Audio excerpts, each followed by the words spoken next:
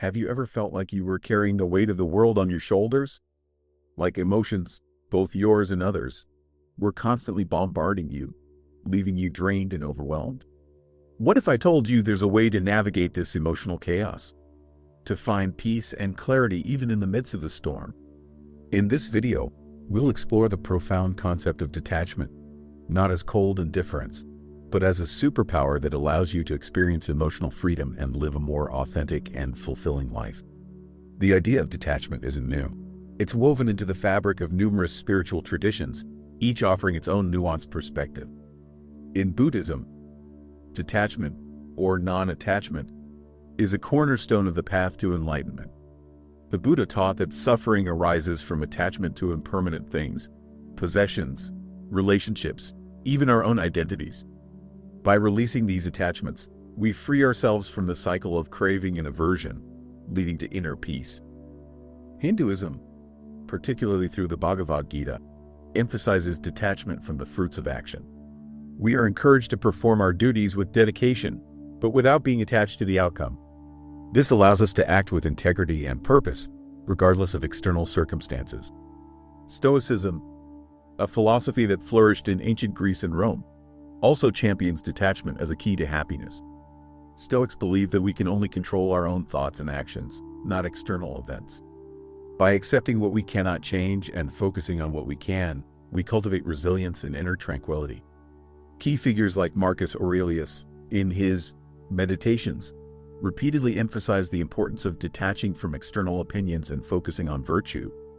These ancient philosophies, while distinct, share a common thread: the recognition that clinging to things outside of ourselves leads to suffering. But what does detachment actually mean in practice? It's not about becoming emotionless or abandoning our responsibilities. It's about cultivating a healthy distance from our thoughts, feelings, and external circumstances, allowing us to respond with wisdom and compassion, rather than reactivity and fear. Think of it like watching a movie. You're engaged in the story. You might feel emotions as you watch the characters' journeys, but you know that it's not real. You can observe the drama without being consumed by it. Detachment is similar. It's about observing your thoughts and feelings without identifying with them, recognizing that they are temporary and constantly changing. It's about accepting reality as it is, without trying to control or manipulate it. It's about letting go of expectations and attachments to specific outcomes. Now, let's explore how this concept of detachment can be particularly relevant, even crucial, for those who identify as chosen ones, or empaths, individuals who often feel a deep connection to others in the world around them, and who are highly sensitive to emotions and energies. These individuals often possess a heightened awareness and a strong desire to help others, but this sensitivity can also make them vulnerable to emotional overload and burnout. They can easily absorb the emotions of those around them, leading to feelings of anxiety, depression, and exhaustion. This is where detachment becomes a superpower. By practicing detachment, chosen ones can create a buffer between themselves and the emotional chaos of the world, allowing them to maintain their own well-being while still offering support and compassion to others. They can learn to observe their own emotions and the emotions of others without being swept away by them. They can set healthy boundaries, protecting their energy and preventing emotional drain. They can act from a place of clarity and wisdom rather than reactivity and fear. Consider Sarah, a social worker who felt constantly overwhelmed by the suffering of her clients.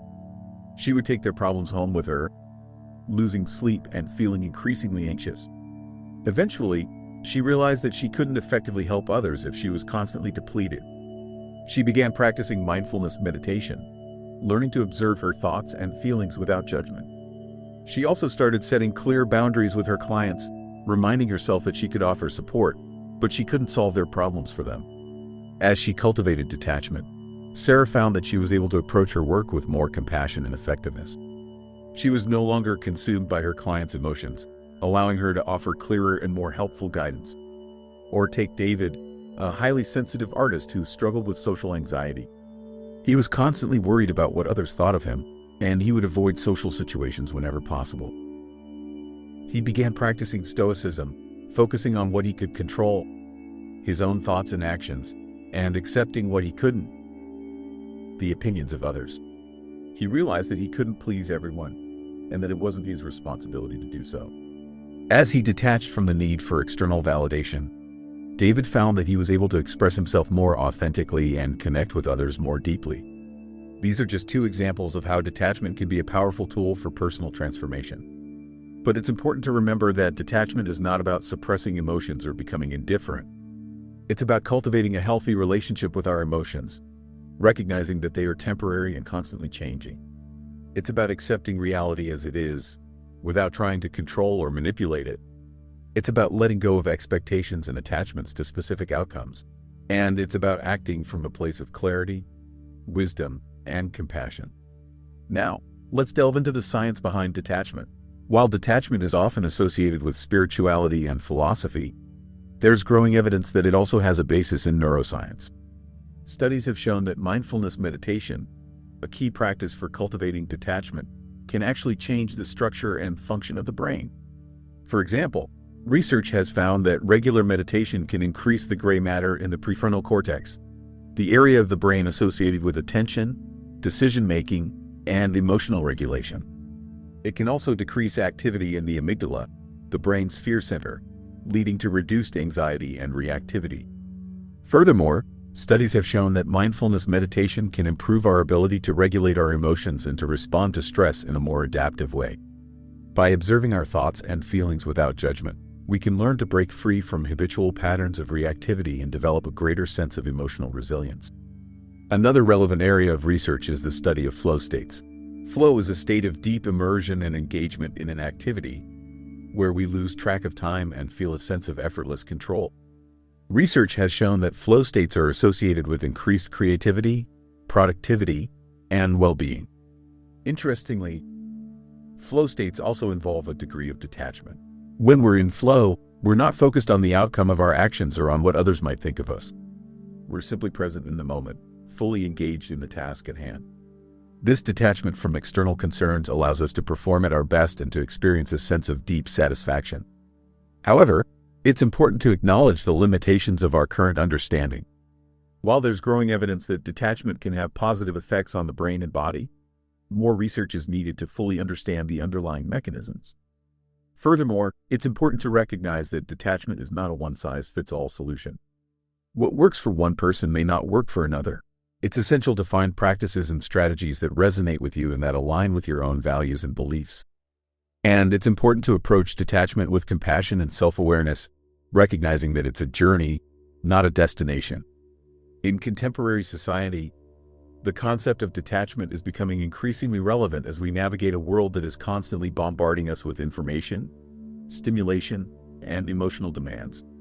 Social media, in particular, can be a major source of stress and anxiety as we compare ourselves to others and become caught up in the pursuit of likes and followers. By practicing detachment, we can create a healthier relationship with technology, using it as a tool for connection and creativity, rather than allowing it to control our emotions and attention. Detachment can also be a valuable tool in the workplace.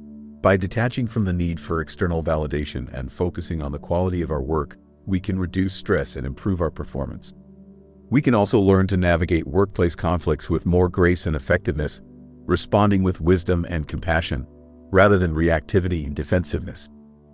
Furthermore, detachment can help us to maintain a healthy work-life balance, preventing burnout and ensuring that we have time for the things that truly matter to us. The rise of mindfulness and meditation practices in recent years reflects a growing recognition of the importance of detachment in modern life.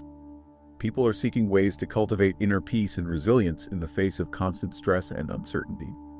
And detachment, as a core principle of these practices, offers a powerful pathway to emotional freedom and well-being. So, as we conclude this exploration of detachment, I invite you to consider how this concept might apply to your own life. Are there areas where you're holding on too tightly? Are there attachments that are causing you suffering? What small steps can you take to cultivate a healthier distance from your thoughts, feelings, and external circumstances? Remember, detachment is not about becoming emotionless or abandoning your responsibilities.